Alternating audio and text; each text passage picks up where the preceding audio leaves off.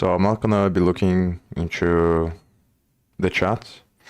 And today I'm gonna try to, I'm going to follow the workflow from the editor to see what happens after you attach the script, a Godot script, which I already did flowcharts there, so I know the names of the functions. But the main thing that I'm trying to clarify is how to create a scene from code and be able to cache the signals from the scene, but from C++ code. So it's kind of confusing, and I think it is becoming more clear now in my mind what is the difference. So like there's one approach, which is you create the signal from C++ code, and then like you can create a class, and then inside of the class you connect to different nodes by connecting the signal of one of them, connecting the function of one of them with the signal of the other. And because the connection is encapsulated on the node, the editor is going to have access to that because the node is going to be registered on the class DB. And the other approach you have is you create a GDScript file, and then you, inside of the GDScript file, you get access to one of the nodes, and you make the connection basically on the GDScript file, and then you attach the script to the node. So if you do through the GDScript file, then the file is cached on the scene file. But the problem is if you do it from the C++ code, you have to create another class to create the connection. So you can't take two existing classes and connect them to the connect them with each other because the scene doesn't cache the connection. So basically what I'm trying to do here, what I was trying to, just to see if it was going to work, I'm creating this class here. So basically, on the previous streams I did all this, most of this while live streaming. So, but basically what I'm trying to do is just build scenes from code, from C++ code. And I built this structure here inside of the editor, which is called headless. And basically to summarize is like this is going to be the entry points of the function. And this here gets the scene roots. So the node that is the root of each scene that I extract when I run a command from the command line here. So when I run the executable and I pass certain flags, then is going to run this code instead of running the editor or the engine. And I'm going to extract all the scenes from the project based on whatever project is running through the code here. And then I'm looping over all the scenes, and here I'm going to put the control flow based on how I want to change each scene. So in this case, I'm checking only the scene that I put there in the beginning to test things, which is going to be the main scene. And this is basically the path of the file. And this is going to be the function that is going to take the root of the scene, add nodes through C++ code. And then after it does that, there's another function from this HT manager that is going to save all the scenes. And the process of reading and saving scenes is done with resource loader and resource saver. There are two classes from Godot.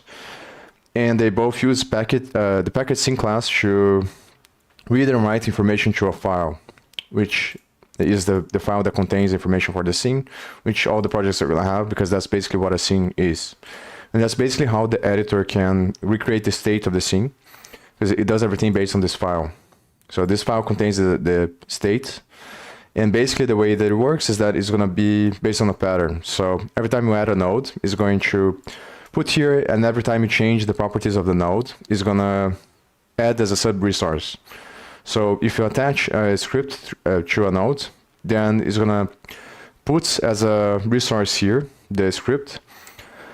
But if you try to do the connection through C++ here, in this case I'm creating this node, and then I create this other node here, and then I'm trying to connect the value change signal from this, which is the editor slider. It's a class that I changed from the editor in order to register on class DB, so I can use the class basically a copy from the editor class, but register on class DB. And this is another slider that I created, which is also based on this. but I was just doing this to test. So I was trying to connect this function here from the physics slider into the this other slider here, just see if it's gonna work. And obviously it doesn't, because Godot doesn't cache the connection. So I think that's the main difference. And initially I thought that it was gonna be a good idea to try to study GD extension, to see if I can implement this with GD extension. But after reading the documentation again and reading an article that they have there, I realize now that the main point of the GD extension is not actually to change this way of connecting signals. It's just, GD extension is just basically the same thing as creating a module, but the module is like a static library. So it's compiled with the code from the engine. And the extension is a dynamic linked library, which means that it allows you to compile the code outside of the engine. So it decouples your code from the engine, but it's basically the same logic. So if you're using GD extension or modules, you're going to create new classes. And this is the problem that I'm trying to solve, because in a lot of situations, it makes sense to create a new class to encode behavior or to change things. But in a lot of situations, that's not what you want to do. And I think the simplest example is probably like sliders or buttons. Like a lot of the times you just want to connect the signal of one node with other nodes. And using the GDScript file, it's easy to do that because it is a resource and you can attach there. But if you're trying to do from code, then I get into this place that I'm at now, which I think I'm going to have to change I'm going to have to try to change the code. And then I'm contemplating which way to go about doing this now. That's basically what I'm going to spend time now trying to figure out. But this is basically the workflow from once you open the editor, it's going to show the scene on the left, and then you can click on you can use the right click of the mouse to select the attach script to a node that you select. And then this is going to be the first part. So the way that it works on the control nodes on Godot is that they reuse the same classes. So like they have confirmation dialog, I think, is one of the classes. And then that class is going to emit some standard signals. And then they have other classes that represent the pop-ups that show up every time. So basically this is the function flow, let's say. After you click on the attach node, that is going to open the pop-up for you to select the name of the script. And then after you put the name of the script and you click on create, this is the flow here. And based on this flow and what I remember is not that complicated actually. Like the more complicated parts is understanding how the script is gonna take the code on the file and transform into new functionality for the node. That's what I'm trying to figure out, which I think that there is a main difference here, and I'm going to try to explain there on the gradient that I draw. But basically what it does is just creates a reference for a script class, which I think is the base class or something like that they use to manage the GDScript code, and is a class that is going to work as a parser. So because it is a language is a state machine. So what that means is that you have an input, which is a string, and then you have an output, which is other string. And then in between, you're going to have the grammar, which is the grammar and the tokens. The tokens are the words of the language, and the grammar are the rules. And that creates a tree data structure, which works as something that allows you to draw meaning from the string. That's basically how languages work, as far as I understand now. And I think in the case of Godot, it's just going to take it has the grammar for the GDScript language, and it's going to take the input from the file, which is a string, and it's going to transform that into C++ by using a variant class, which is a class that they have, which has overloaded operators and works with a bunch of templates that allow them to change types. So I think that they take the string from the file, use the variant classes, and then based on that, they transform that in C++ code. And then with that, depending on which part of the rendering cycle you're at, Godot is going to check to see whether or not the object, because everything inherits from an object on Godot. It's going to check to see if the object has a script, and if it has, then it's going to do something that I've not. This is the part that I'm trying to clarify. But assume what is going to happen is just going to call whatever function is equivalent to that part of the process. So So for example, the most common ones are going to be the process, underscore process function, and underscore ready. Underscore ready, I think it happens at the part of the cycle where the node is ready to, I think it's after it was inserted into the tree already, and like its state is ready or something like that. And the process is the part of the cycle that happens at each frame, which happens, I think, after the physics process, if I remember correctly, which happens inside of the main iteration, which is the function that has the loop that is gonna, it's basically the game loop, controls the states of whatever happens each frame. So based on the cycles, like the equivalent functionality from the GDScript file would be the notification function that the object class has. So if you want to do it, like the easiest way to implement something like GDScript, but from C++, you should create a new class and then inherit from the class you want to change the behavior. So let's say you want to change the behavior of button, for example. You would create a new class called new button or whatever name you want. And then on that class, you would implement the notification function. And then the notification function is going to receive an integer, which is an enum that represents the points of the cycle. So if you want to implement functionality on the process, for example, you would put notification process as one of the cases inside of the switch. And then inside of that, you put the logic you want. And that would be the equivalent of using the process function inside of the GDScript file. But the problem with that is that it's not scalable, because then every time you want to change the behavior of the button, you have to create a new class. So this is the core of the issue, I think. But I think it works based on the reference of the script. And then when you, so first it creates the reference of the GDScript, GDScript. So GDScript probably inherits from the script class, which is the abstract base class. And then GDScript, because there's two different types of scripting languages, there's C# and GDScript.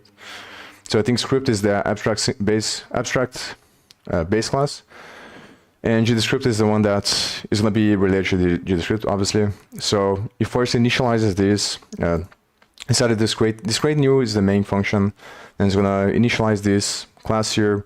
And then after initialize everything and updates the state of the node, it's going to use resource saver to write to the sync file the dependency of the sub resource of the node. And that's how the editor is going to update, I think. So this is the main difference. So, and also I'm going to show there because I'm still confused about this, and there's something like I'm not really sure, but I think with time, after studying more, this is going to clarify more. But the thing is, like, I know there's something there, but it's not very clear on my mind, so I can't really like explain.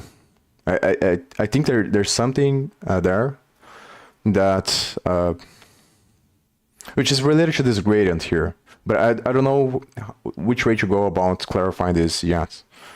So this is what I'm trying to figure out now. But basically the main realization is that if you think about it, everything is the same thing. So all the nodes are like sinks, are like the sink, because everything is a tree data structure. So the nodes represent a gradient, because what I was thinking about is, like, why not just create one main node, like the editor node, and then you just put all the functionality of the entire scene on that node. And the issue that is obviously that's going to be too unique. So if you do that, then either you're going to have to subscribe everything, all the properties of the class and all the functions on the class DB, and then you're going to have to, the inspector side of the editor is going to be too crowded, because there's going to be too many things that the class has, and you're not going to have access to the children of the node. But on the other end of the spectrum, you have the composition approach, which would mean that for every single function, you create a new class. And then, because it has to be a class, because that's how you can register on class DB. And the reason why is because of the memory management, memory allocation. So for each new function you want to implement, you would have to create a class, and then each class would be a node. But the problem with this is that there's too many, there would be too many nodes on the thing. So what happens is this convergence of computation, I think, which is like the structure of the classes should, the range of the object-oriented programming to composition is going to be directly related to the variance of the data. So across time and space, you're going to have this convergence of something that happens a lot, like the frequency of in which things happen is going to become the density of the object. So the problem is, like, how do you find the line? And I think that this is a part that is very confusing, because if you think about it, is the same thing. So like the nodes, if you look at this end of the spectrum, where everything is a node, then the final result is the sine tree, because the connection of all the nodes are going to make up the sine tree. But if you look at this other thing, the sine would be just one node, but it's basically the same thing. You're just changing the scope. So,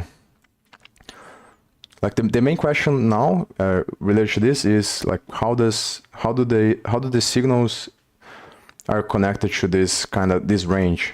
And I think the main thing that makes the decision of where to draw the boundary is going to be on the interface that the editor has with the C++ code, which happens with class DB, because the gradient is a reflection of the structure of the inspector on the right of the editor. Because of the registration, the way that you manage the data that represents the classes, which they use the class DB class, the method bind the methods, and the property info class should get the state of the properties. So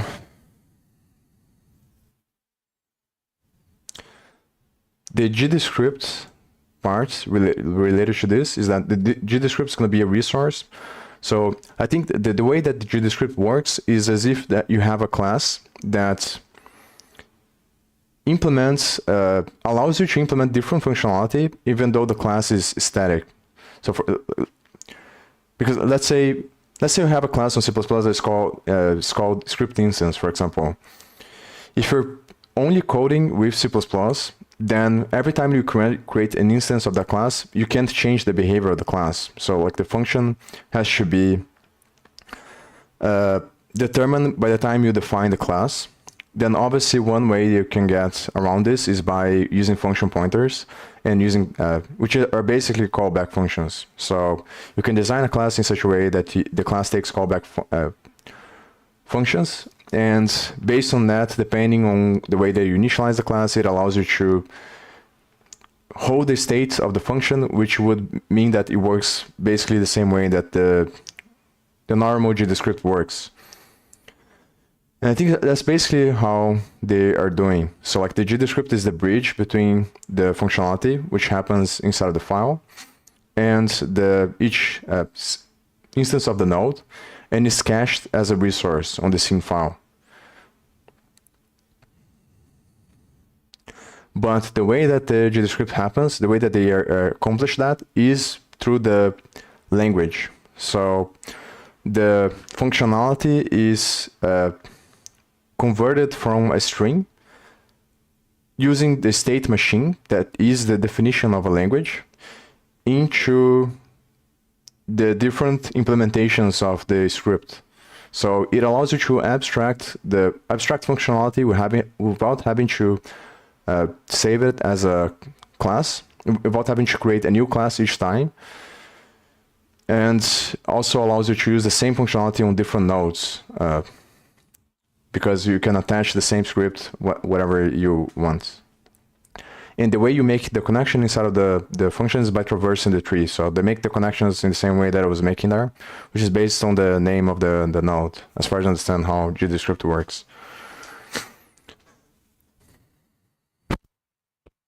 So it's basically caching the state machine by using the file system that they have to take the string inputs and transform into C++ code to the rules of GDScript that allows them to change the behavior of the nodes depending on the caching of the resource that the node has. which is just a property. So I think that there are two main ways that I'm thinking about. There were two main ways, but I forgot the second one. But the one that I'm thinking now, that I'm not really sure if I'm gonna. This is obviously what I'm trying to clarify now. But I think that the main way is probably, like, one way would be to, I can create a class on C++ in the same way that they have the script instance class, and I can use that class as a resource. And like I said, I can make the class based on function pointers. And each time that I want to connect the script, I initialize that class. And I would change the object class, which is the class that contains the script as well. So basically, as far as I understand, the script is managed by the script instance class, which is part of the object class. So it's basically this thing here. And then inside of the cycle, they're going to have the notification function, which is always called for each node that is a part of the tree. But I don't remember if it is on the notification function or if it is on some other function that they call the methods for the script instance. But I know that they use a macro to call. This is probably what I'm going to study now as well. They use GD virtual call or something like that, and then they use other macros to assign the functionality. But this part is the one that is kind of confusing, that I'm not really sure about it.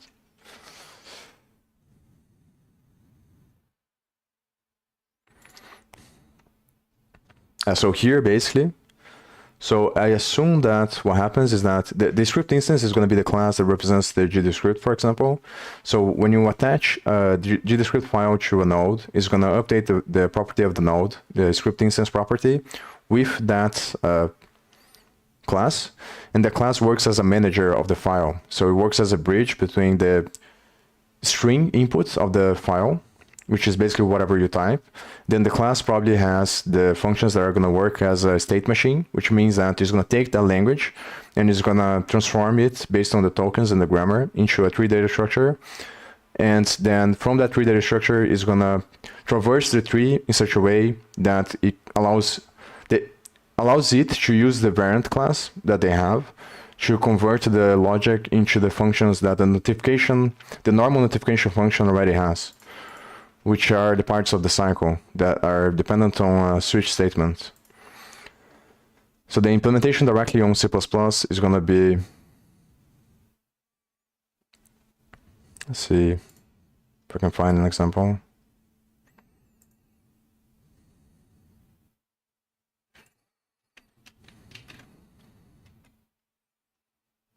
It's basically this. So, and this is basically the same thing that happens on the GDScript file where you have the functions. So it converts the string inputs, which are the functions from the file, into the same structure of this function here.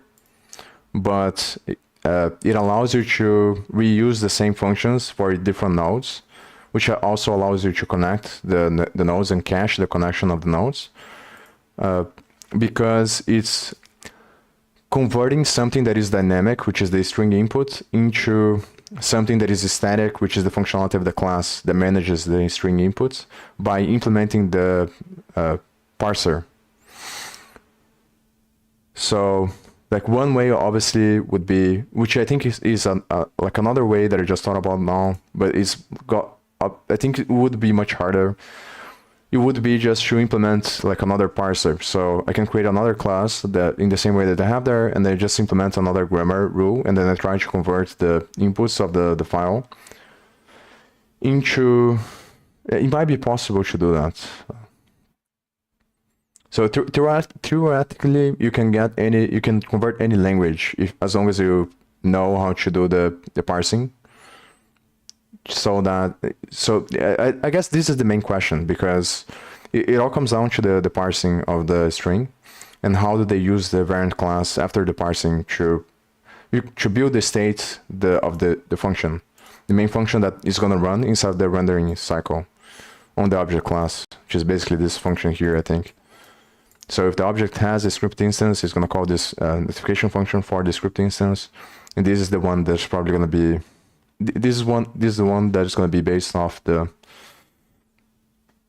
based off on whatever you have on the file. And I think that it might not be possible to do with other languages because it all comes down to the compilation process.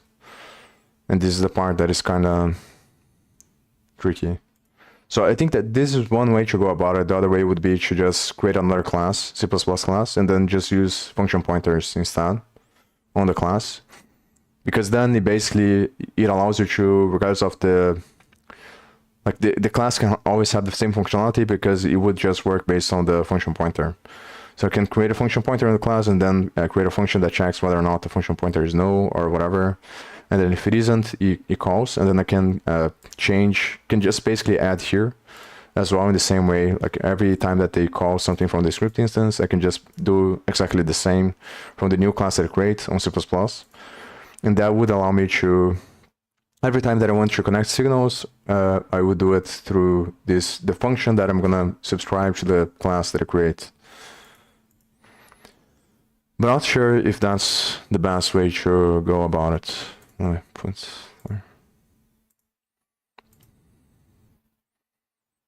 So I think that it is worth it to spend a bunch of time trying to, I think that's probably the only way now.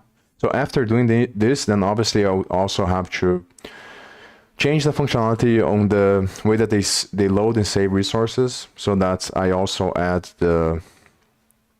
either I have to change the functionality or I just check to see how they do it with the script and just do it the same way, because then it probably is going to automatically add as a sub resource. Because I think that the way that functionality works is that they use a property info class, which is the class that holds the state for the member variables, and then they cache the sub resources of the class based on the whatever properties the class has at that time.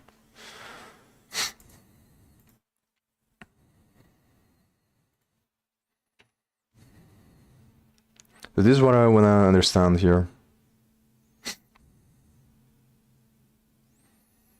And I think this is a class, yeah, this is an abstract-based class, so the ones that actually implement the script, they're going to inherit from this one.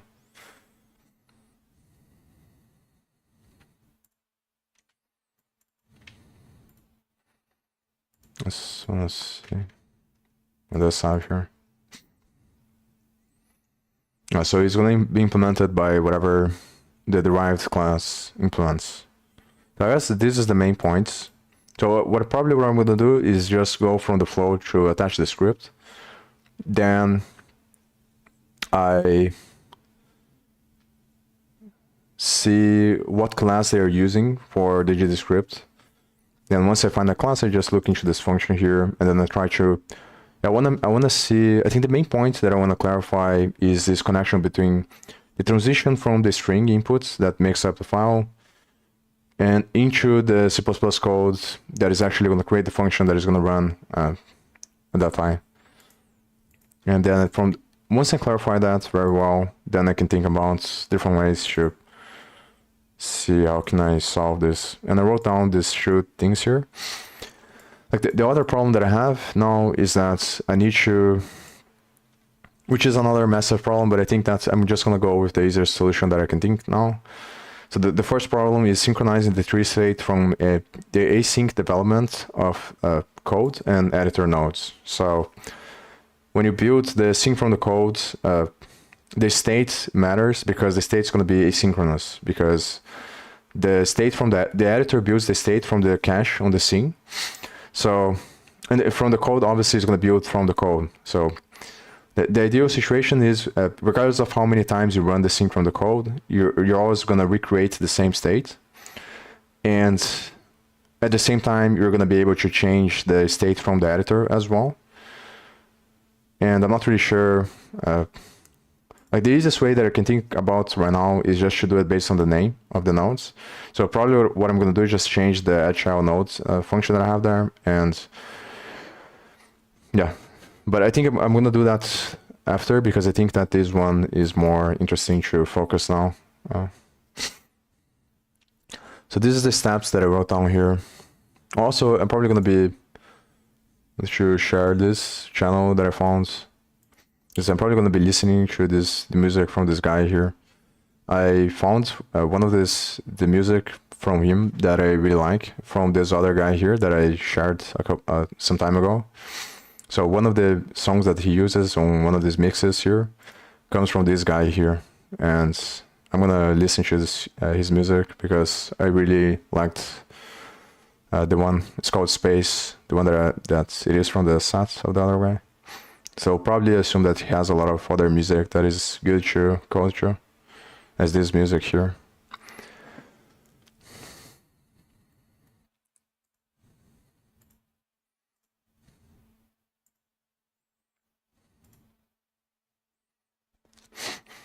So clarify how signals are cached.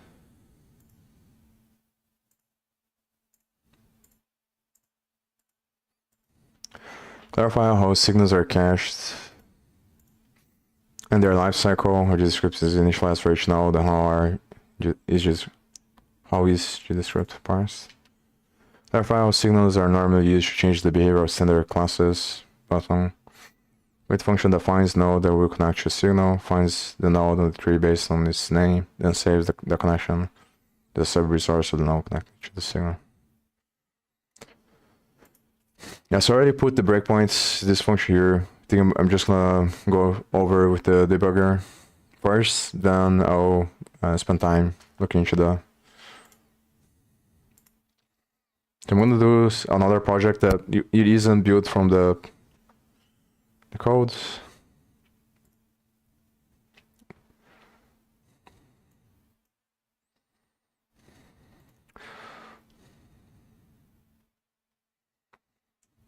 Also wrote down some stuff here.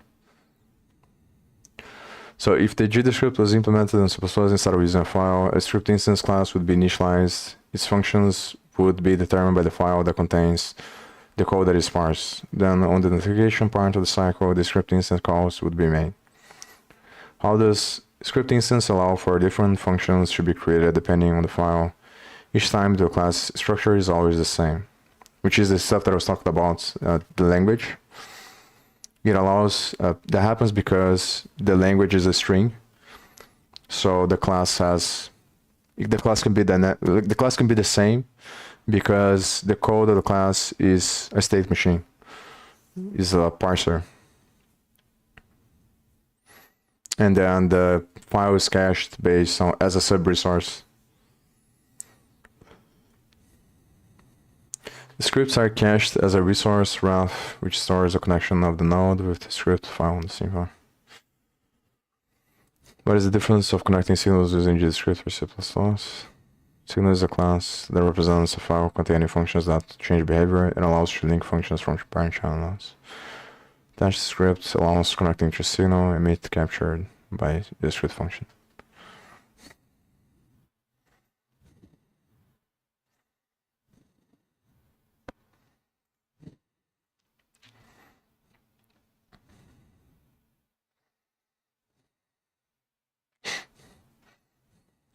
I think probably the easiest way possible in the beginning would be to just create the script instance class from the C++ code and then just basically do the same thing.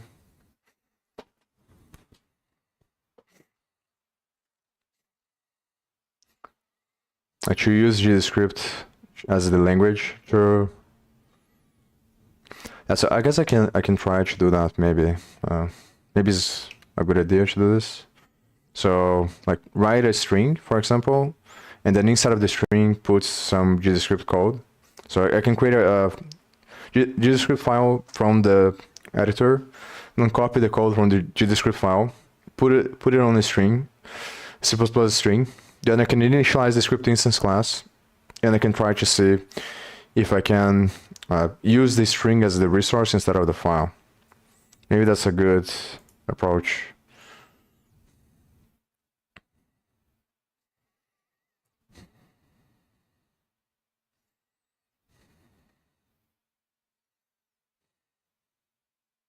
The most challenging thing actually is it makes sense for you to have classes when you cache the state because of the memory management. So this is the kind of the thing, because the state is like decoupled, let's say. So you run the code one time to build, and then you're gonna actually recreate the state from the cache. So the problem is, it is more annoying, I think, if you have like the address of a function. And the question is, how do you cache that? This is the problem. So I think even if I had the C++ code, C++ function, C++ class, that it works in the same way that the script instance class works, but from C++, and then I just use callback functions, it would still be annoying because of this thing of like, how would I cache the callback function on the file and then recreate the state from the editor? Because the function would, and I think that this is the point of the class. It like couples the addresses of everything into the memory pool.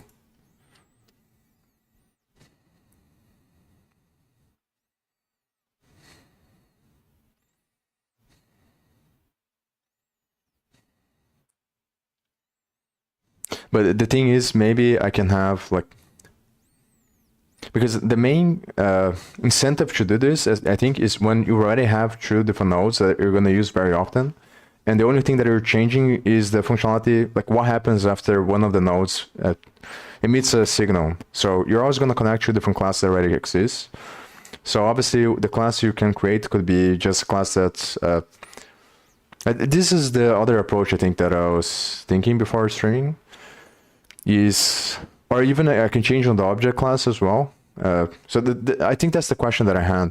But I asked ChatGPT about this, I think, and he said to me that they did it the way that they did because it avoids runtime errors, which I think makes sense because of the philosophy that they had, which I also read at some point on, either read or watched on a video that they talk about this. That the way that they design all the errors and everything is to try their best to not make the engine crash at any point and continue to run.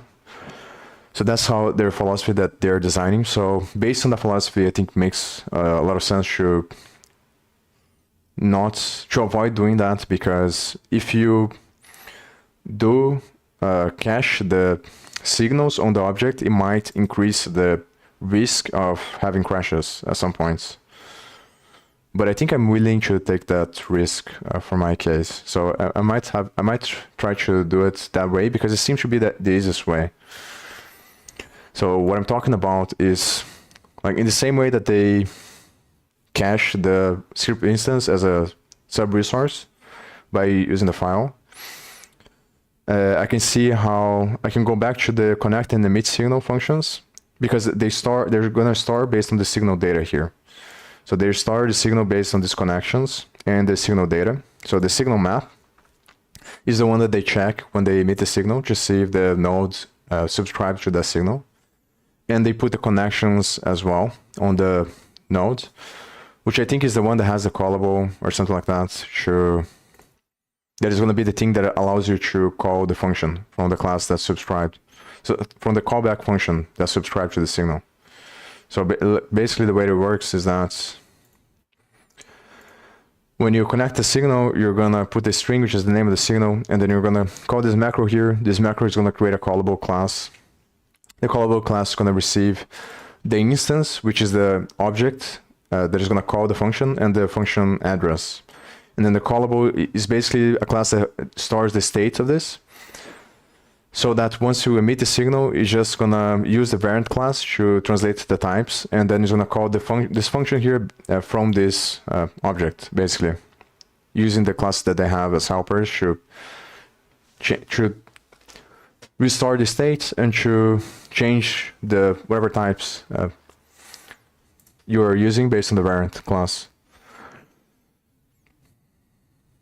So all this information here is going to be stored on the object signal data, signal map, and connections because of the way that the connect function works. So it starts here.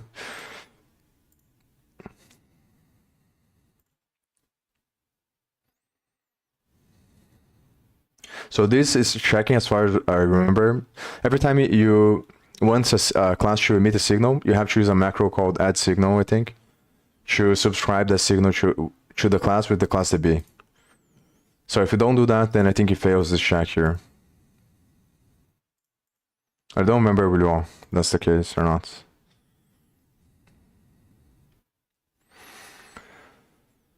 But basically here is gonna store the signal as a signal data inside of the object class, and then it's gonna start the callable on the connections of the class, and then when you emit the signal, you're just gonna check this as well, I think. So basically the question is, why don't they cache this states of the connections as well? Because what I'm thinking is that you can probably cache the connection or the signal map or both as a sub-resource as well, in the same way that they cache the script instance, and then it would allow me to use the normal way that they connect to cache this stuff. Because then at the moment that the editor loads, you would get the signals. But this is the question that is kind of tricky, because it's kind of confusing to think about. Like, what happens the moment the scene is recreated with the addresses of the functions? I think that this is the problem. So this might be like the very big issue. Because I think that the biggest issue, but then what I thought is that maybe you can do it based on the name, which is another approach that I was thinking about, that I just remember, is that because I have the global signals there, global signals class that I created, you can make the logic based on the names of the nodes. And because that's basically how they do it on the GDScript as well, I think. So I can create a class that gets the nodes from the tree based on its name, which they have already, the function, I think, on the object or something like that, or on the sync tree. They probably have a function that allows you to, based on a node name, they do have the function, I'm pretty sure, but I don't know which one it is. But it basically allows you to get the node based on its name, if it is a part of the sync tree. So you can create the functionality based on that. So on the caching, I could create based on the node name instead of creating based on the address. But then it becomes very annoying because the callable works based on the address, which I just explained, which is this stuff here. So I think this is the problem. If I want to cache this way, I'm probably gonna have to change which I did think about changing before, but it's gonna be very annoying. So I was trying to avoid doing this because I don't like that much the way that they created the signals here, because it's very confusing. It seems that it should be possible to simplify, because I don't see why they need all these classes here to handle this state. But then obviously the tricky part about this is that if you change, you might break a bunch of things. So it can be very annoying to try to do this.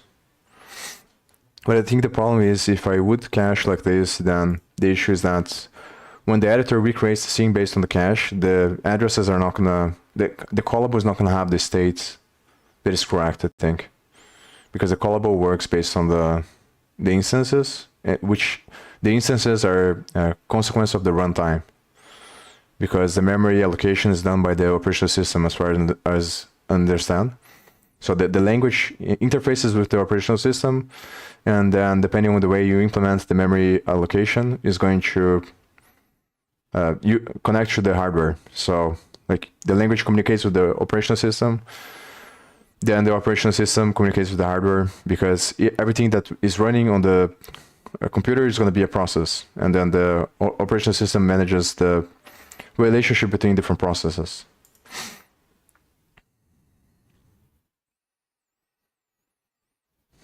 So I think that I would have to do it based on the name. The other approach, but I don't like that much, is just implementing on the global signals. So I could add this functionality on the global signals, which is the class that I created there, because then it becomes easier, because I don't have to think about this other stuff here. Then every time I want to connect a signal and cache, I can use the global signal. But the problem is that, I think,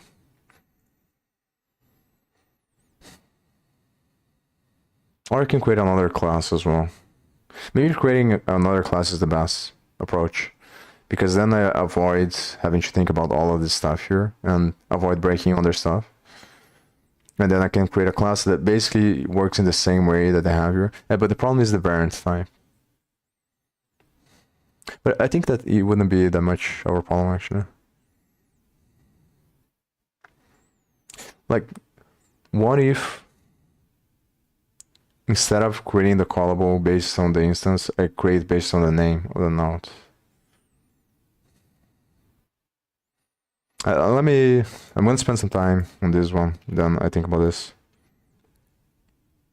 Because it might be better, the other approach as well might be more interesting. Just to figure out, like after I clarify how the connection between the JavaScript code works with the C++ code, I can think about whether or not it's possible to use other grammar rules. Maybe it's interesting to look at the C# as well. Yeah, I think I'm gonna do both. So if it is possible to add another one, then I think that probably would be this way. But I think that for C++ it's probably not gonna work. Because the grammar is too complicated, I think. Because otherwise they would implement with C++. So I assume that there must be a reason why, and it probably comes down to the compilation process, I think. Because the other languages are probably easier. I don't know if C# is dynamically programmed or dynamically typed, but I assume that there's something to do with that.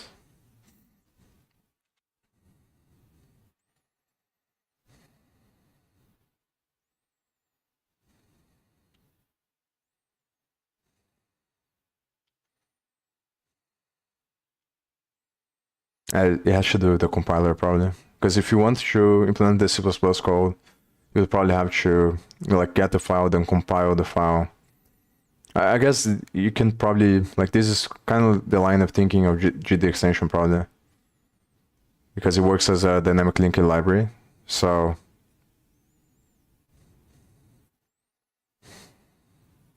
but the thing that I didn't like on the documentation is that it seems more, but maybe it is possible to use the GD extension to, because it seems more from the way that they did the documentation is that every time you want to add new functionality, you need to create another class. But it is kind of the same thing on GDScript, because every time you want to add new functionality, you create another file. But I think the main difference is the encapsulation of the scope, because the GDScript is it's like a generic class that contains only the structure for the function, that contains the notification part, the parts of the notification. So yeah, the way that I'm looking at it now is that the GDScript file is just a class that manages the construction of a C++ function based on the grammar rule. So it's just basically the notification function, the GDScript class, and the class that manages the file gets the string and then outputs the function.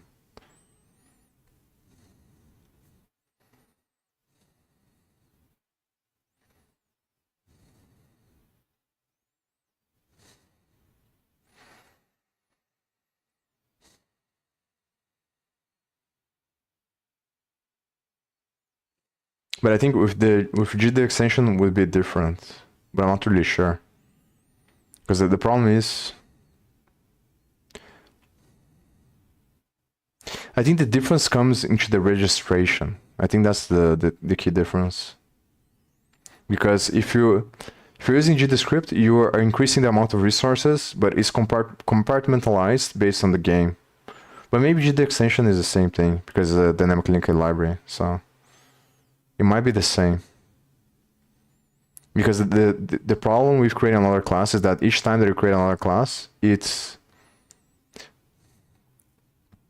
But I guess you can reuse the class as well. But each time you create another class, you're increasing the amount of nodes that the whole thing has. It increases the compilation process. Maybe it is better to use GD extensions, actually. Because it is kind of the same thing.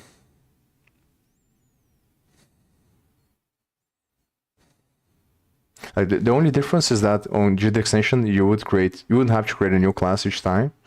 So like the class is the representation of the file. So it might be annoying because of the names, but the only thing that would change, like the structure of the class would be the same. The only thing that would change is the functionality you put inside of the cycles.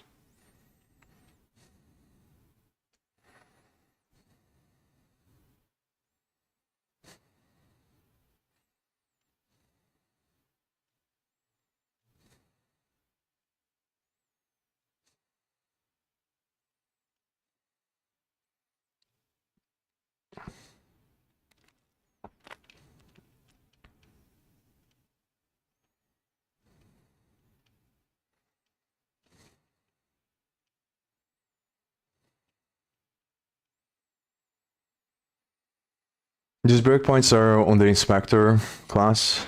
So the editor inspector, I think, is the main class that is gonna manage the state of whatever shows up on the inspector.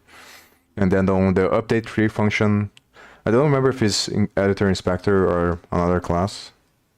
I think it's a class that is parts of the, oh no, it is the editor inspector class. So this function here, it updates whatever shows up on the inspector at the right of the editor.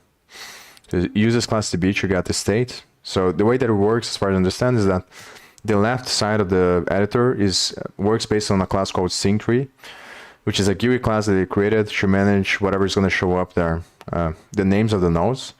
And then it builds the actual node based on the name that the cell has on the SyncTree by using class DB.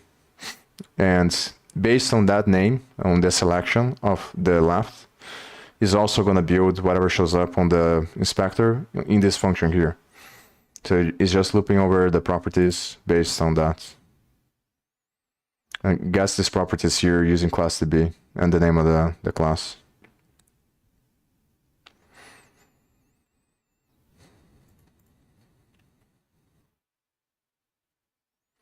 SP list. Yeah, so this is the function. The object is the current object selected, I think.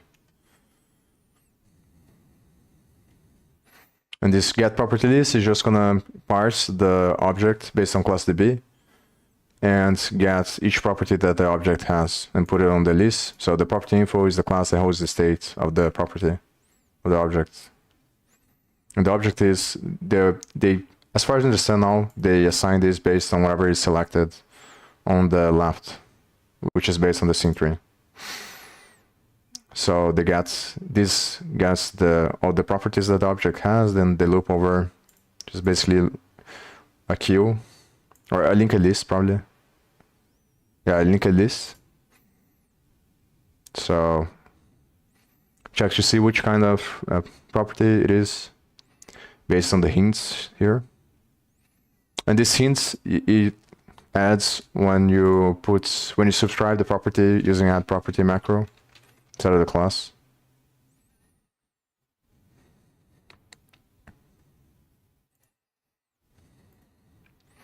Yeah, so basically here, I think there are some that you put here. I think one of the ones that I did, which is based on the ones that they do it, you put the hint sometimes, I think. But it's probably also based on the whatever value you put here.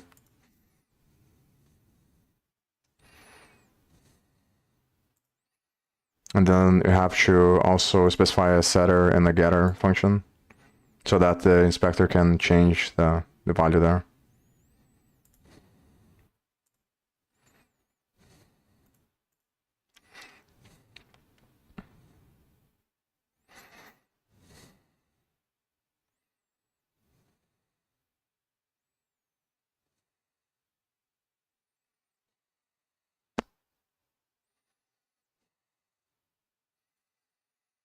And then inside of this function is the one that is gonna create other editor classes that are the GUI elements that they use to allow you to change the values of the properties.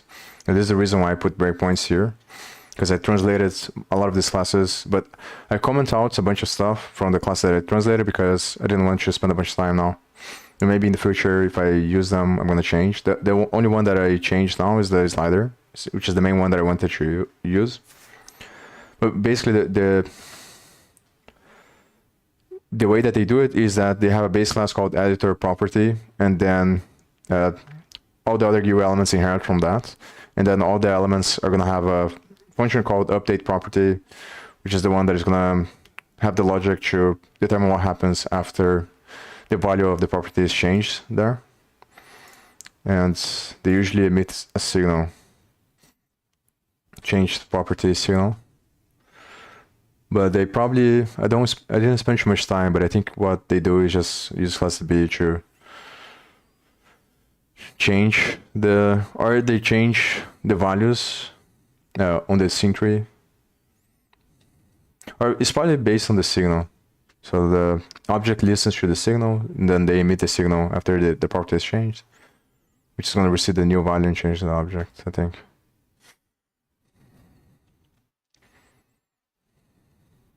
And it's basically on this function here. This one is going to call another one there at some point. It's not always that it calls. Sometimes it calls other, it depends on which property it is, I think. There's a main one that it calls there, which is this one. So this is the main entry point. There's a plugin, and this switch here determines, based on the type of the property, what GUI element is going to be created to allow you to change the property state. And this is basically the one that has the slider that I copied.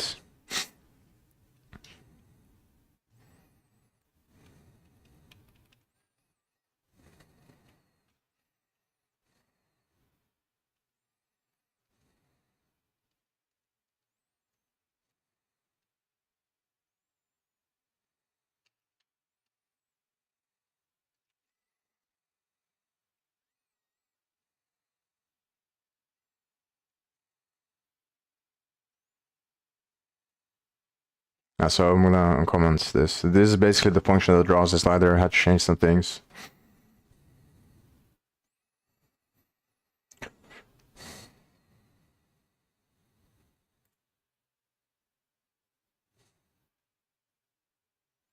But they manually draw the stuff. Draw the slider using canvas item, I think. Or rendering server canvas item. Yeah. Canvas item. Alright. So the rendering server is the class that is gonna do the draw commands, I think. I didn't spend too much time on this. But I think the commands is when you're running Vulkan. So Vulkan works based on commands and queues. So I think that what this does is just creates a command. Then later on, probably the rendering server is going to put the command on a queue. And then I'm not really sure how I was going to render this, but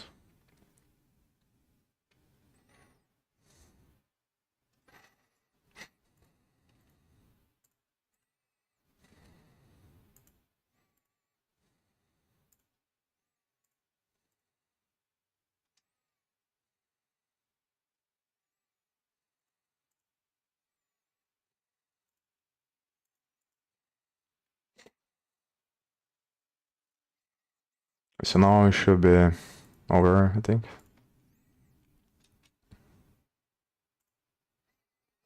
Oh, and also I added this here just to see. So maybe this is kind of annoying.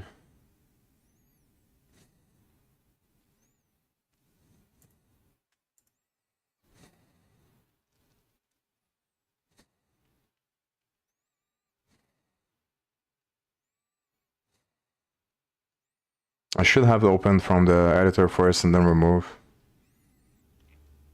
But it might be annoying because I'm not 100% sure how to remove there. And I remember that the very beginning when I was testing a bunch of stuff, that I removed in some situations, and then it kind of breaks, or like it became weird after that, then I just created a new thing. So I'm gonna have to see there. I do remember there is something on the right as well. I think it's not inspector, it's the other dock there. That is one of the options on the right. You can select signals or whatever. I think it's one of these node or Basically, want to see the dash script.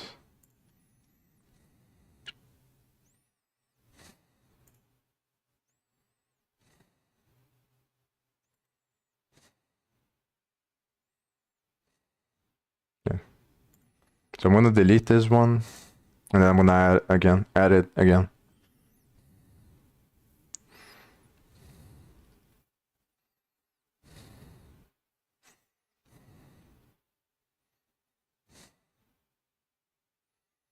I have other ones here.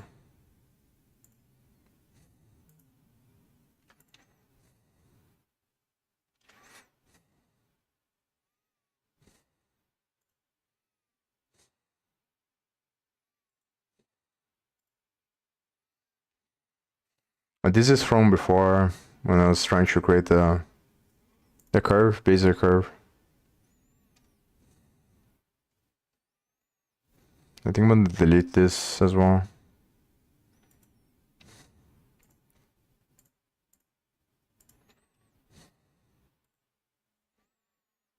Yeah, just leave this one here.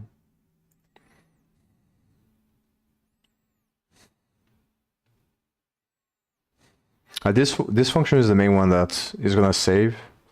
This function saves the scene.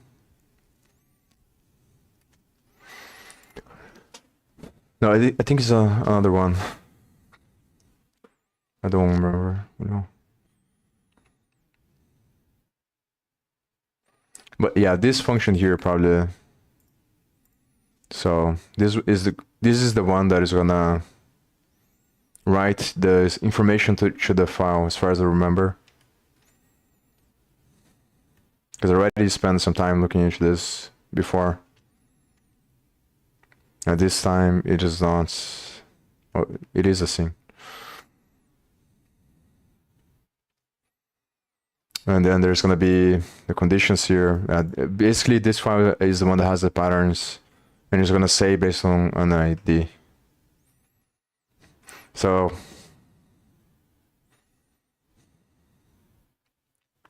and it's gonna save the sub resource here as well. I remember. So like it's here that is gonna save this. That is gonna put the script there. Digit the script.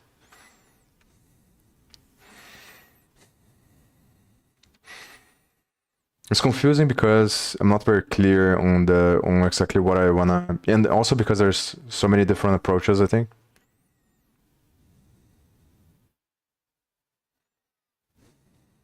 But I think the main situation is whenever you don't want to create a new class just to you want to use the pre-existing, you just want to connect to different existing classes, the functionality from two different existing classes, which is basically what Signal does. So the easiest way to do it from C++ is by creating another class. Then like you encapsulate on the scope of the new class, the connection between the two different nodes. But then obviously every time you're gonna do that. I think this is the thing that is kind of, that I know there's something there, but it's kind of weird to think about. Because you can think about every time, like the more frequent you connect different nodes, the connection becomes a new class, because that's the relationship between them. So like I think the key fundamental question is what makes it so that what is the threshold at what point it makes sense for functions to become classes. And I think that this is the debate that probably everyone has. But in my opinion, it's going to be infinite, because it's the nature of space and time. So it's a convergence based on the variance of data that represents space-time. And that convergence is a reflection of the abstraction of the network.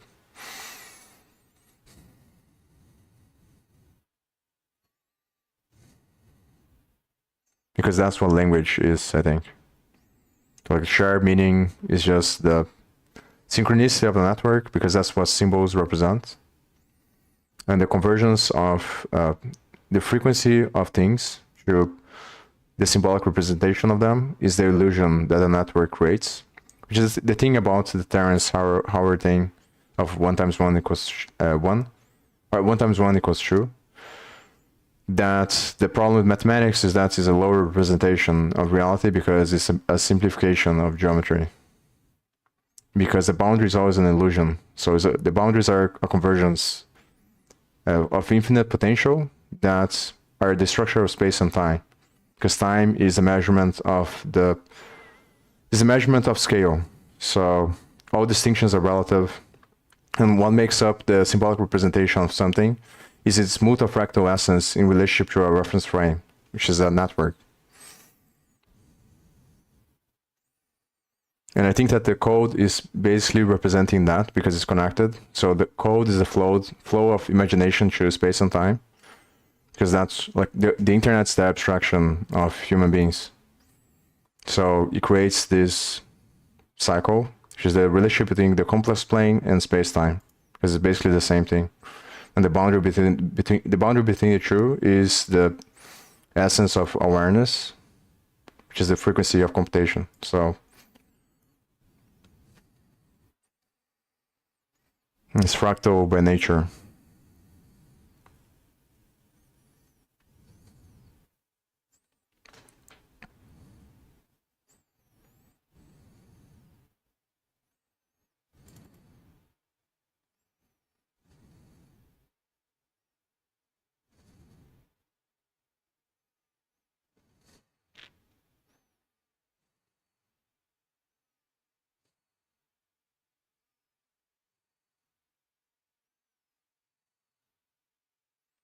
So this is, I think, the main thing that I'm trying to clarify here. It's like, at what point... But I think in this case, it's more dependent on the structure of the GUI. Because the structure of the GUI is the interface of consciousness, I think. That is going to reflect the boundary, the relative boundary, because of the way that the information is going to flow. Like from code to GUI, to the editor. Like the frequency represents the consciousness, the like funnel of information of consciousness from the human mind, I think.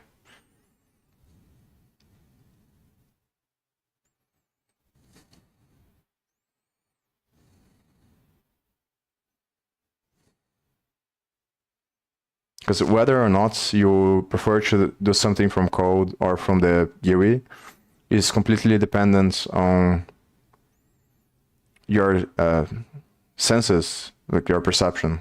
So the fluctuation between two, because what I imagine that is going to happen, like when you're developing stuff from code, is that it's going to work on cycles, and the cycle is going to have a frequency. So you're going to go back and forth between code and the editor, and that the frequency of the cycle, which is the fluctuation between the two, is going to be a reflection of the way you interface with the GUI.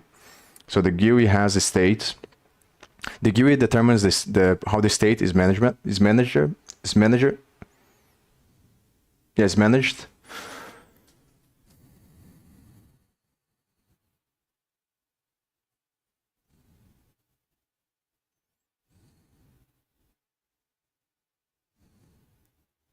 And that's going to determine the boundary of the class through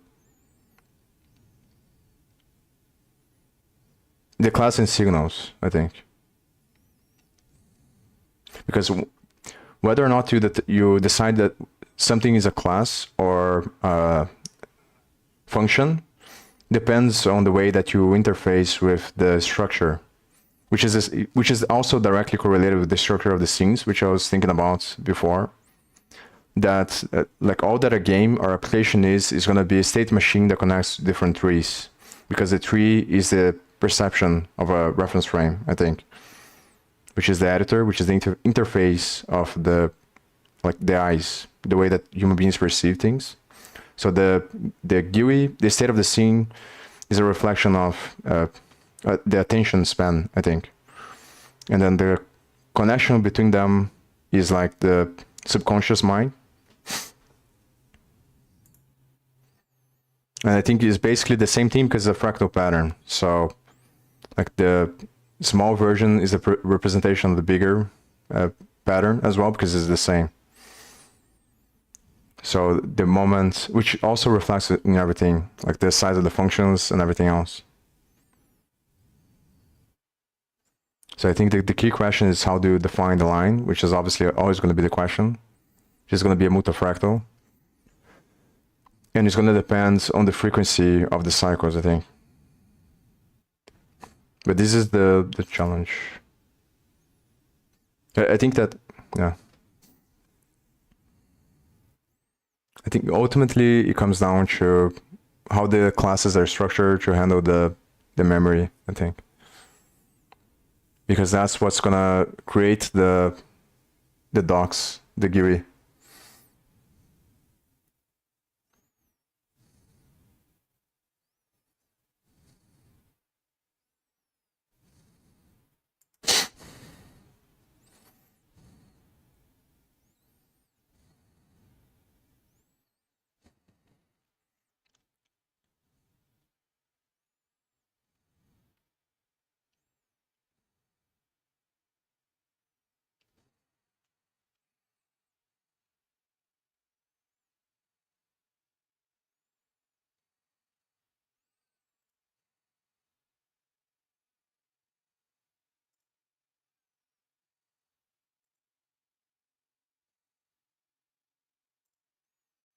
This is the part, maybe I'll go fast, but that's the part that is gonna have the functionality to open the pop-up there.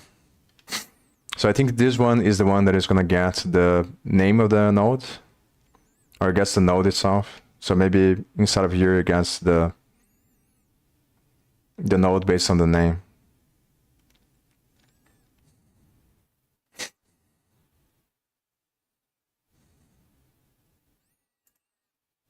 So it looks like already has the node here.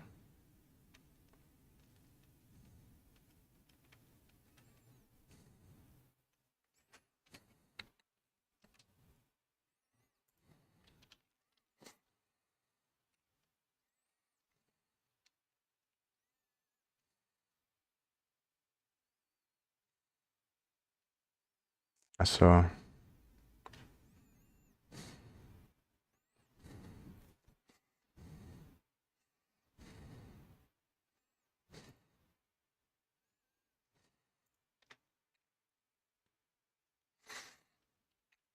I'm not gonna spend too much time, I'm just gonna go over. So this is the class that is gonna manage the pop-up there, probably. So a script create dialog. This probably inherits from confirmation dialog or whatever. So there are several classes that are dialogues. So obviously assume that they all inherit from the same stuff.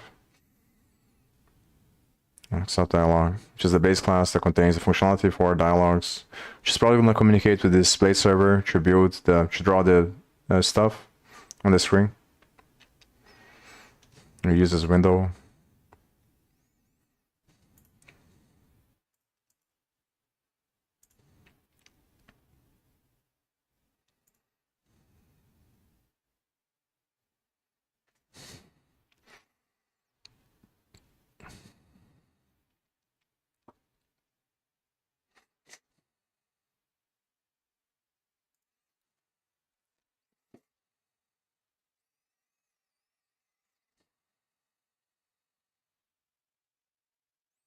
I'm just gonna specify.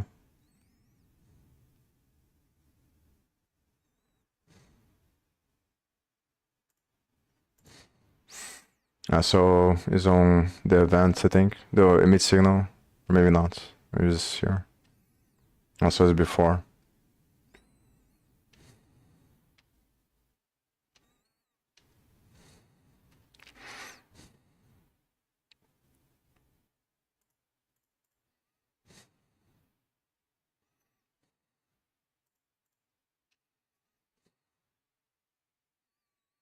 I think I'm gonna have to just read the codes because there's probably not gonna be too much information.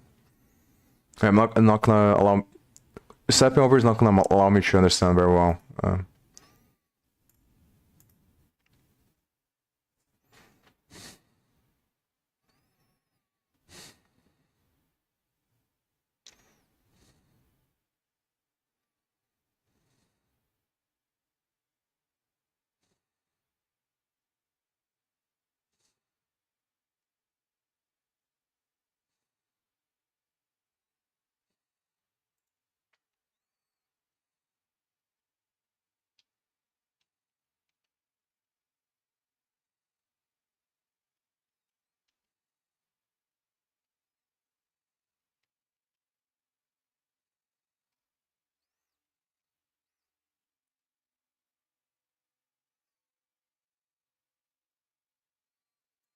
I think this template's probably the initial code there that shows up when you create the script.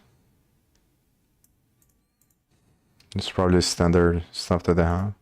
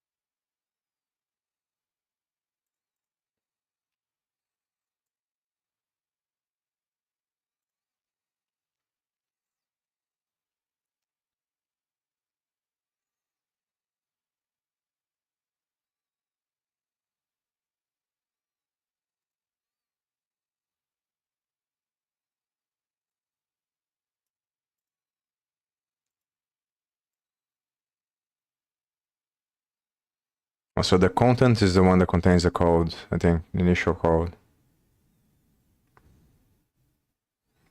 of the file. The other ones are the ones.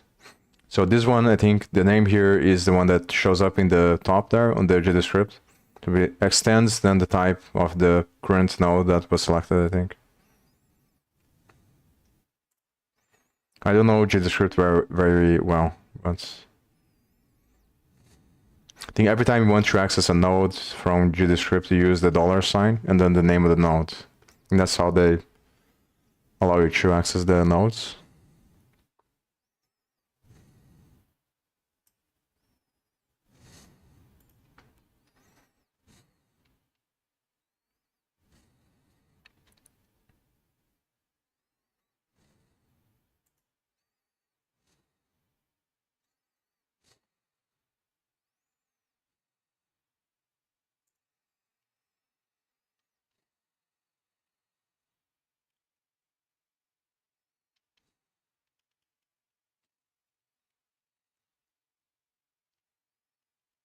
I'm just checking to see if the type exists on the class DB.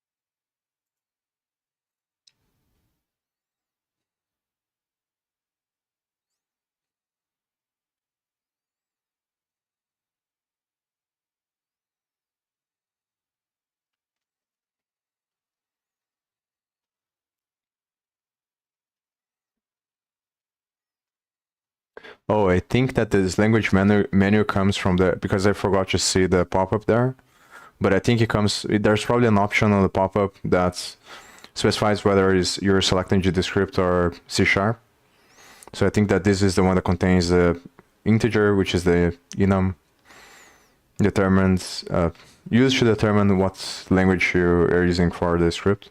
The script server probably guesses the language based on this index.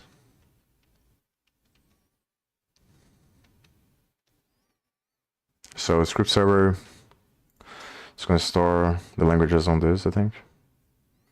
And this script language is the one that is going to contain the logic to load the script, maybe. Make templates. So script language is the base class, and then there's probably going to be so there is JavaScript class, and JavaScript is for modules. So the question is, yeah, I guess I can just go over again and then just add just select C# there, and then see which class is the one that's is responsible for the C#. Yeah, but I guess this is the place that I remember. So the main class that is going to create the GDScript functionality is this GDScript class here, which I think inherits from script. Yeah, so script is the base class.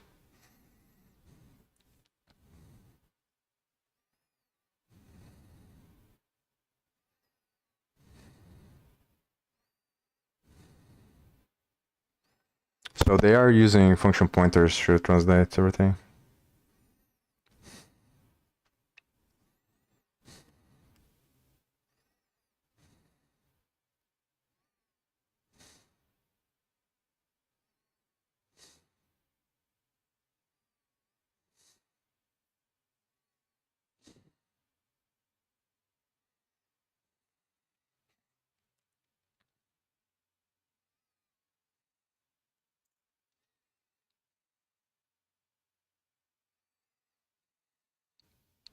So this is the one that probably calls the function, the notification function from the object class is the one that it has from script instance. And this one probably uses GDScript.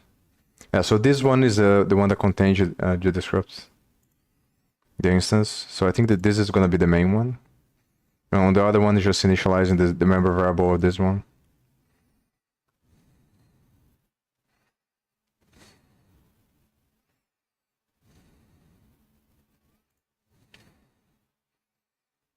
Yeah, so this is probably what runs there.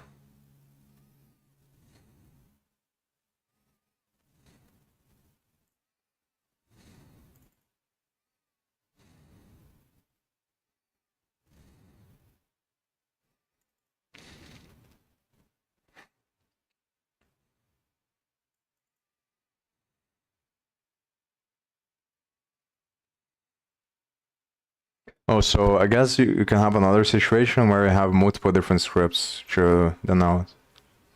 Also didn't think about that. And the question is, would it make sense to do the same thing using C++? Because obviously you can just put the logic on the same function or different functions and just make it as a part of the class.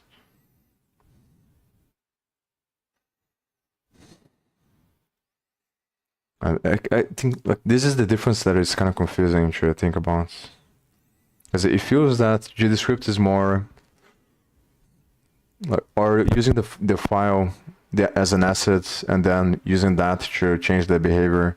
It seems like more a way to like create different functions you can reuse on any node you want, because the function is just separated from classes, even though they use the class to manage the function.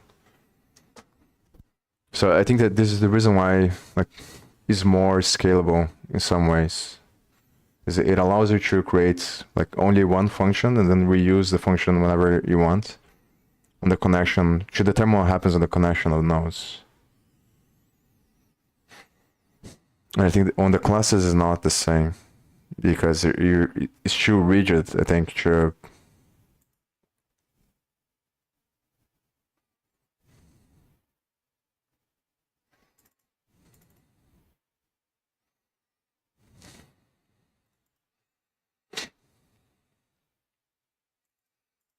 member functions, the one that contains the functions. Strings notification. So the member functions is probably the data structure that's gonna hold which is probably this thing here. It holds each function depending on the part of the cycle. And this is gonna be translated to what happens on the notification of normal classes. So basically this signal here is equivalent to this one. And it probably works based on the way that you subscribe there with the macros, I think. And then they do use the callable to call the function. Interesting.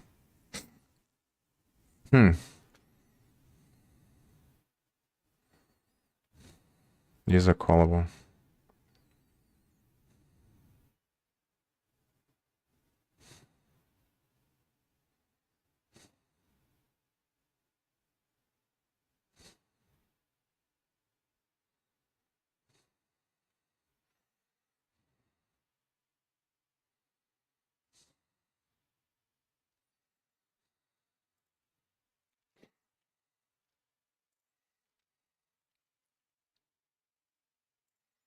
So this one is probably the one that is going to parse the string because it has OP codes here. So it's going to parse the string into C++ code based on the variant classes, I think.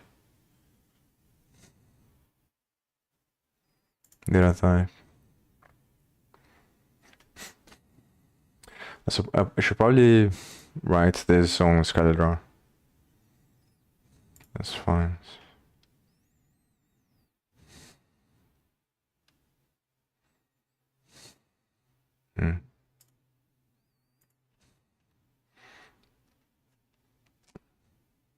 Also, just getting the class based on the signal. So this is a map that the string name is going to be basically the same as this thing here. It might be a different value because it might work on a different way to register, but it's basically the same idea. Because I think on GDScript is going to be like slash underscore ready instead of this, but it's basically the same.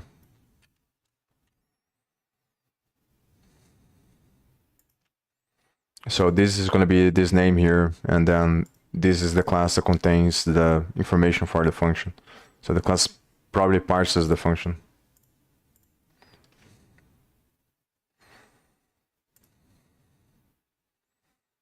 So inside of this class, it has the value as the function. So the value of this is the function. Oh, that should be a callable. It's gonna call from that. Or maybe it's not a callable, actually.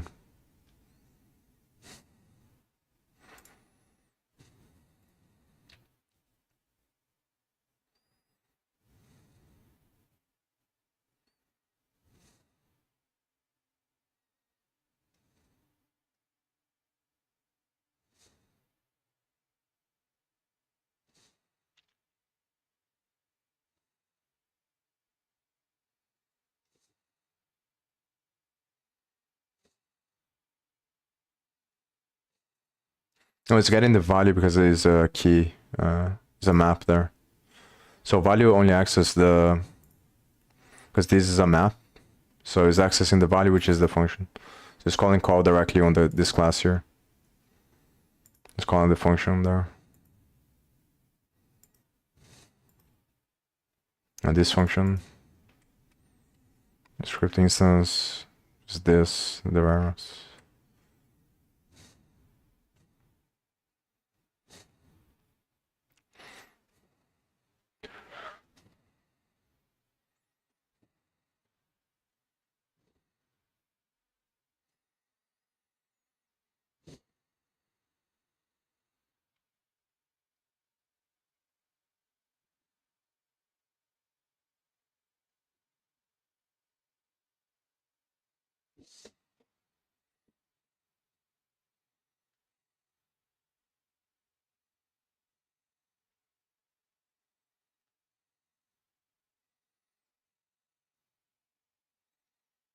It seems to be very similar to the callable.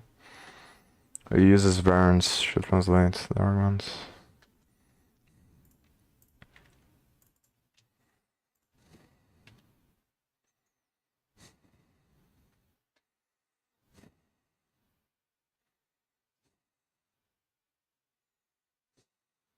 I guess I can put a breakpoint there as well.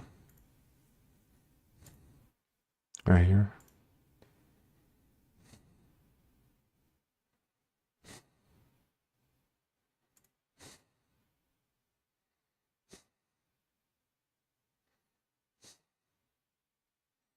It's weird it doesn't have the function here. So obviously the only thing that makes sense... Yeah, but it's weird because it's not a virtual function, so I'm not really sure what's going on.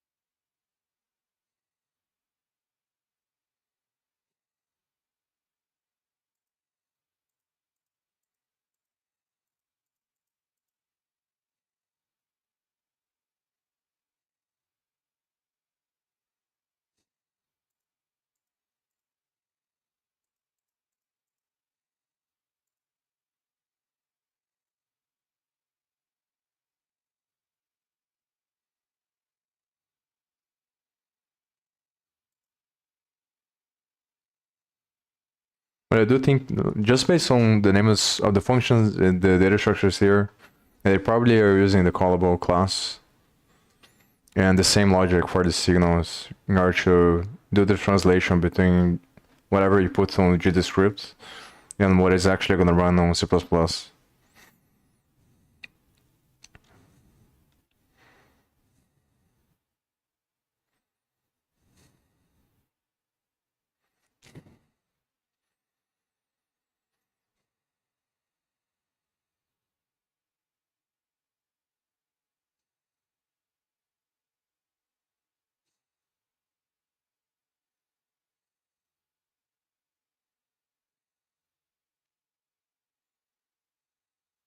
So probably the easiest way is going to be to, like I said in the beginning, I think probably the easiest thing to try first is to change the object class so that on the connect and the emit signal functions, I add another member variable of the object class that it works as a resource that keeps track of the signal connections, and it does that based on the name of the nodes on the tree. So that way I can cache the connection based on the names. So it doesn't matter. So obviously you do if else condition to see if the nodes exist. I'm not really sure if that would be the same. So like when you connect the signal, it would change the state of the object so that it works in the same way as the script, as the file would. So it's like it's storing the connection as a resource, and then it caches that connection as a resource.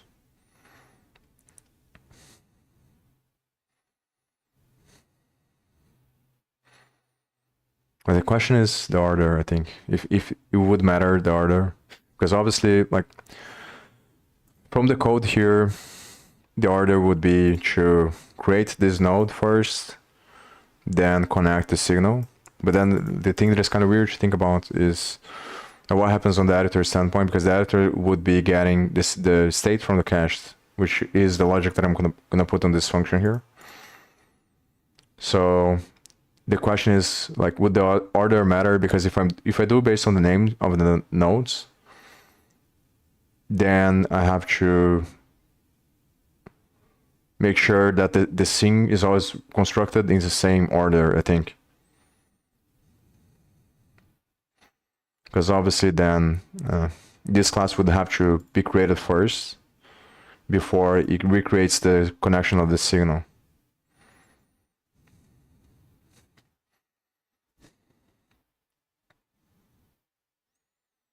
And the other thing is that I'll probably have to change.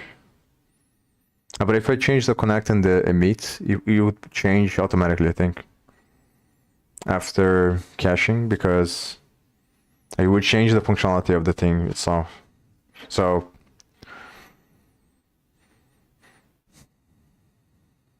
on the emit signal, for example, if I do it like this, I can change so that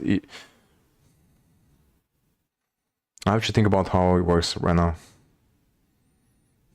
So the normal signals, the way that they work is that the same class that connects should be the one that emits.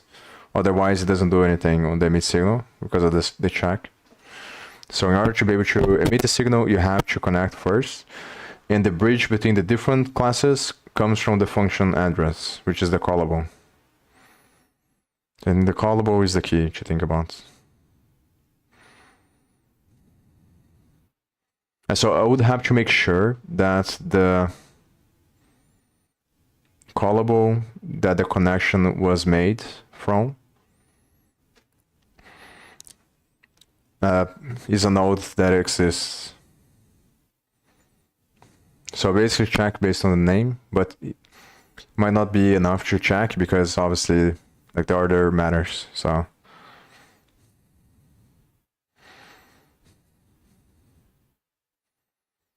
there's two main situations. One is when you connect the signal from the parent to the child.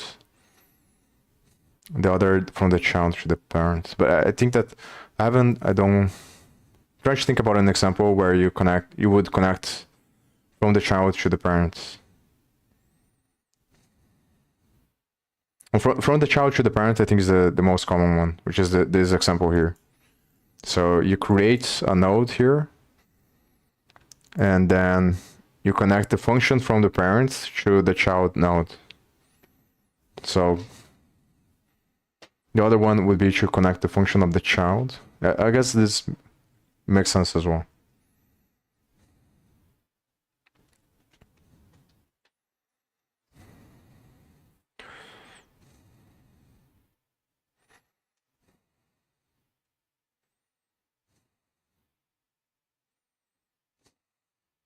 And the thing here is that, like,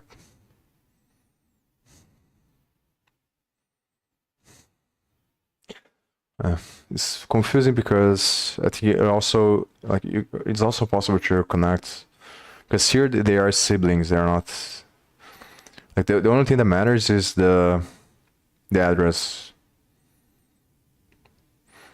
So because the way that it works usually is that the signals are going to be the most useful for the classes that are built from the main class, the core classes that Godot already has, the sync classes. So button, pop-up menu, things like that. Inside of their functionality, they're always going to emit a certain signal.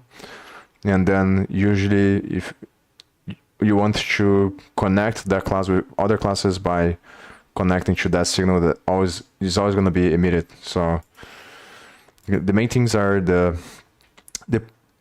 time in which you do the connection and the function address and the class that connected to the signal. But what happens? I think even if they are siblings, probably what happens is that, like, it doesn't matter actually. As long as the class instance exists and the function exists, the one that is going to emit is the slider here in this example. So when you connect the value changed, when you connect this function with this class here to the value changed, doesn't matter what place this class is on the tree, I think, because when this one emits, it's gonna find based on the callable data, it's gonna find this class here.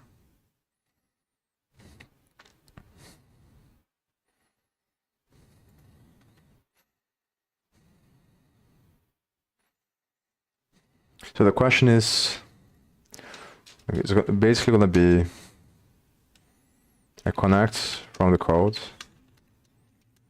then you cache, and then restore connection.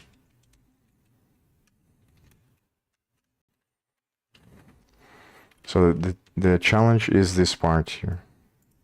How to make sure that on the other way around here, from the cache to the other states, that the relationship between the memory works. And I think it has to be, like, the easiest way that I can think about it is based on the name. So if we change the connect function so that based on the states of the signal map and the connections, it keeps track of instead of the instance here, like both the instance, which will be on the callable, but I guess this is going to be the difference. Oh, so maybe I can use class DB. So store connection based on node name and get the instance to rebuild the callables using class DB. So it's basically the same logic that they use on the inspector there and on the pre-selection. So based on the name of the node, I think that's probably the best approach, like the easiest approach that I can think about now.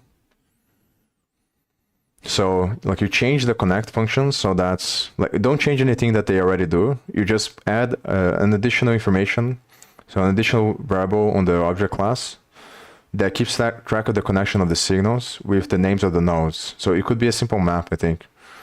So you map like the name of the current node with the name of the other node that the connection is going to be made. Then you cache that as a sub-resource. But then I guess I would have to change the constructor, I think.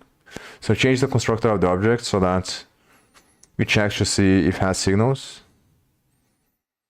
if he has the connection, and if he has, then you based on the name of the node, you use class DB to get the instance of the object, which happens on the object slots, and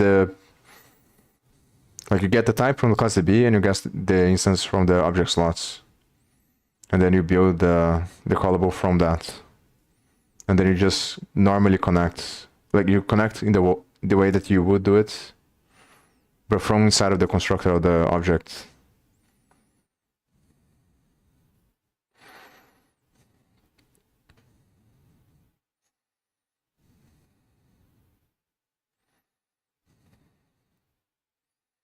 But the main problem with this is the order, because obviously, like, I'm not really sure, it's not very clear on my mind. When we start from the cache, how it's gonna happen. I think that it has to have the same order, obviously, because it's gonna follow the tree structure. So that means that it's always gonna be the same. Like at the moment that it reconstructs the signal, the instance of that class of the node is already gonna exist, because otherwise it wouldn't be possible to connect the signal in the first place. So like, basically what I'm saying is that, like, if this if the pointer that is if this pointer here that points to the memory of this class, which is on the memory pool that they create, it has to exist, so you're able to connect the callable. So at the moment you try to restore the state of the tree from the cache, I think that it makes sense that this is also guaranteed. I think that the instance is gonna exist. It's not gonna be the same instance, obviously, but you can get the object pointer based on the name, because in order for the tree constructor to be correct, the class has to be already initiated, I think. Even if we're doing from the cache, I think. Because it's gonna follow parent-child relationship. So I think that's probably the easiest way to try to do it. I'm gonna continue to, so I'm obviously not gonna do this today, but so I wanna clarify more, because I also am curious about, I wanna clarify, I have a more clear picture on my mind of this connection between the GDScript language and the way that it becomes C++ code, because I also think that there might be other possibilities that might make this like more interesting things to do as well.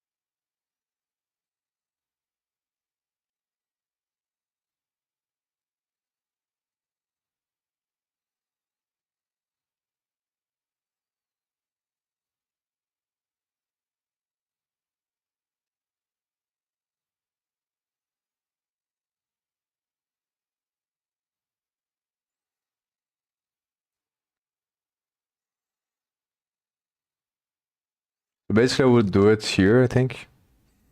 Either here or on the actual constructor, but this runs every time after you use the memnew macro. It runs every time after it allocates the memory for the class. So I think it probably makes sense to put here, and then the point of this is to subscribe the object to the class DB, I think, the type.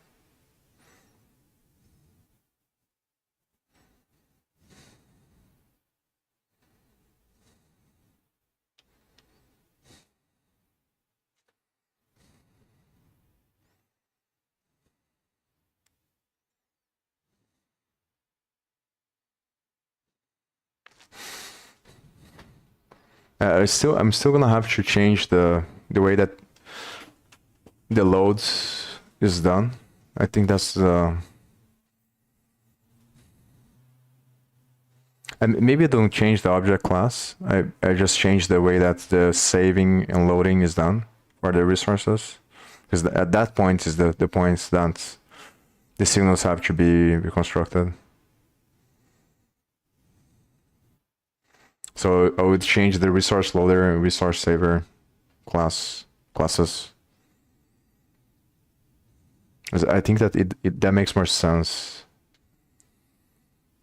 Because the main difference is the caching, is what happens on the caching. Yeah, I think that makes more sense actually. So I don't need to change the object. The only thing that I need to do on the object is just create another member variable that maps the connections of the signals with the node names. Then I reconstruct the callable on the resource loader. So I have to figure out how do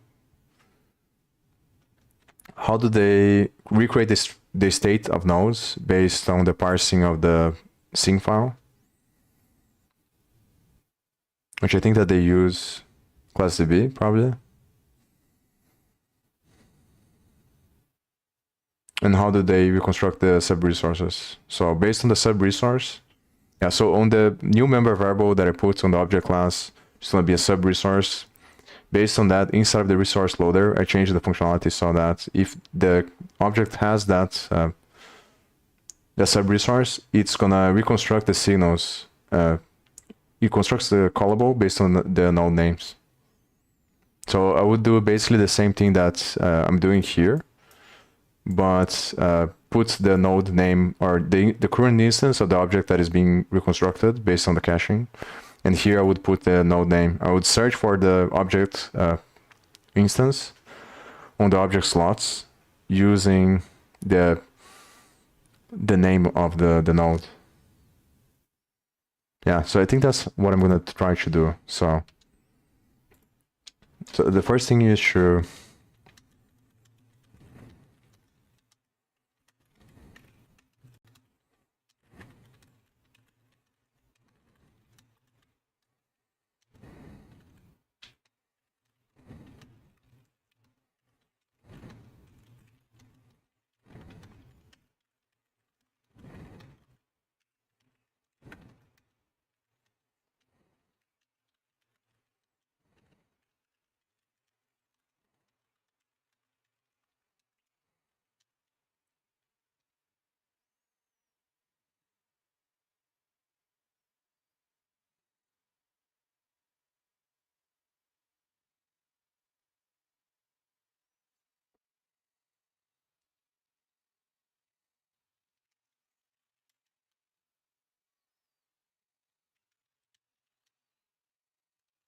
I would also have to keep track of the function name. So I have to see.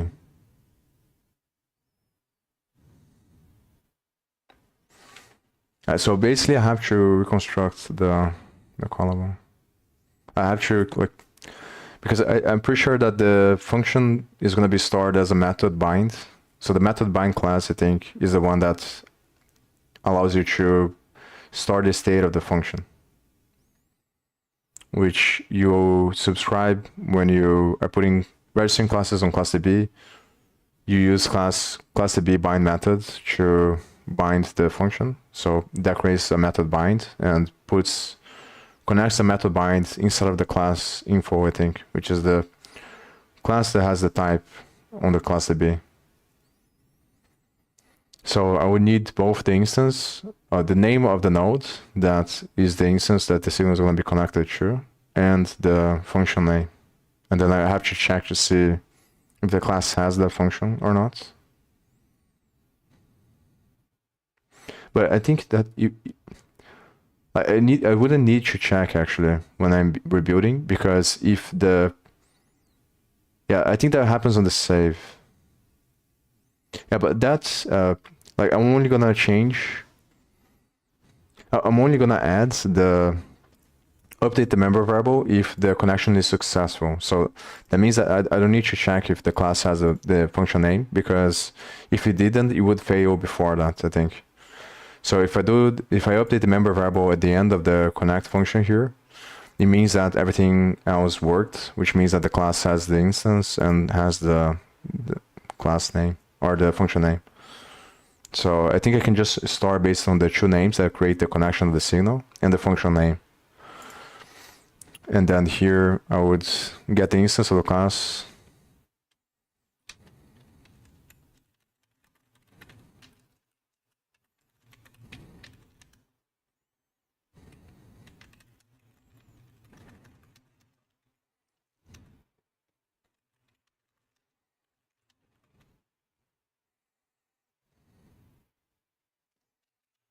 Recreate column.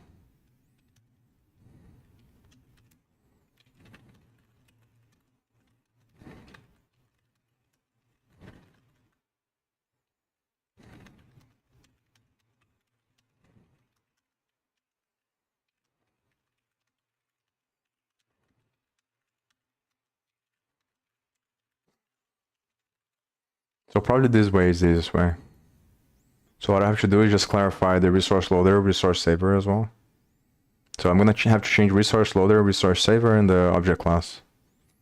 I think that, but on top of that, I'm still going to study the Godot script as well more to understand, because I want to understand what happens after, how exactly do they convert the whatever shows up on the script on true C++ code.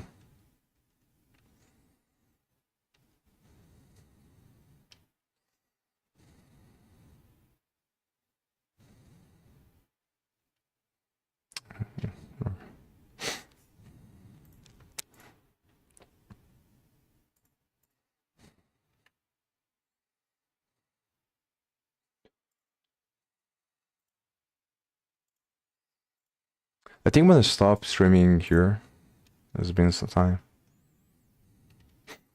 Next thing that I'm probably gonna do is to try to implement this stuff there.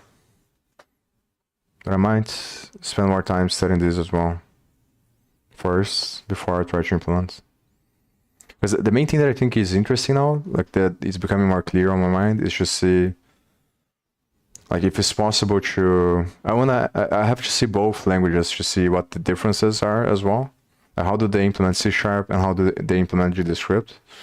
Because like it might be possible after I clarify that more to just implement any language that I want. But that's probably what GD extension is as well.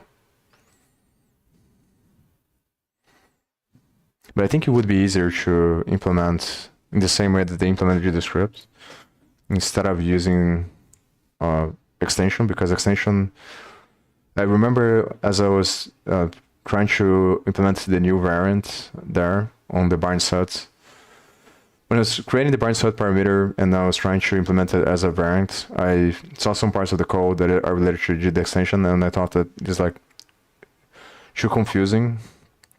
And also dealing with the compiling process on C++ is kind of annoying as well. So like dealing with dynamic linked library, and so it makes me think that it would probably be easier and more straightforward to try to, if that's possible, to try to implement other languages by studying this connection of the classes that manage the scripting language and how they convert to C++.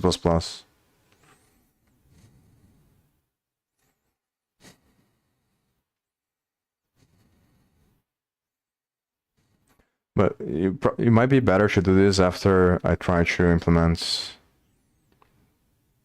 the caching on the objects of the signals, because it might be confusing because of the way that the extensions work.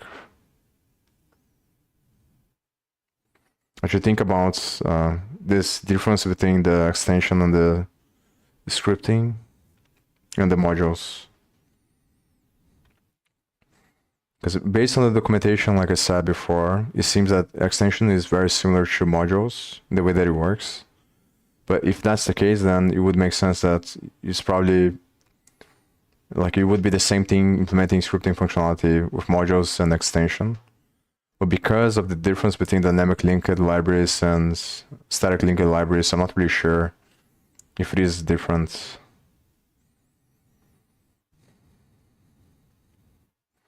I think I have to spend more time clarifying that as well.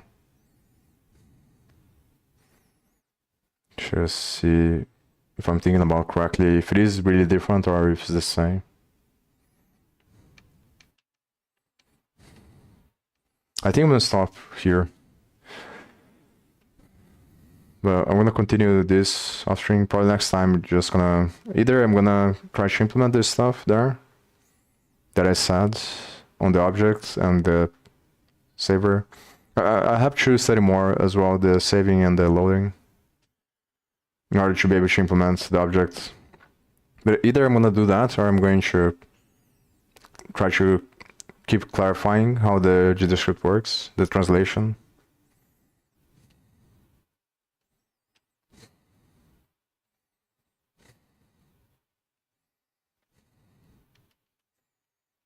And I'm gonna spend some time thinking now about this difference between. I'm probably gonna read the documentation again to clarify the extensions as well more. Just see if I'm thinking about correctly, whether or not it is the same of using modules, but just as a dynamic linked library instead of a static linked library, or if it is more like using GDScript when you use extensions. Yeah, so I want to clarify this now. So I'm gonna stop streaming now. And next time I'm gonna do either one of these. So see you then.